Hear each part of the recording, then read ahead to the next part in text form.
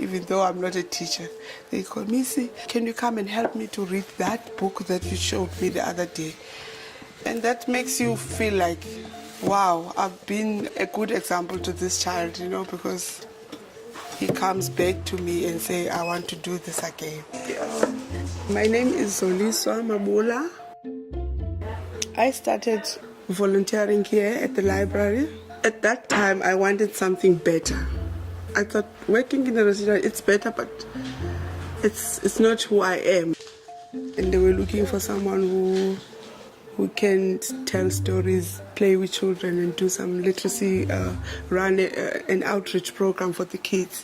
I was not well trained for that, but I managed. It's good to read for your children while they are still young. Just 15 minutes of your time every night. It does make an impact because it helps you to grow. It helps you to know what is out there for you.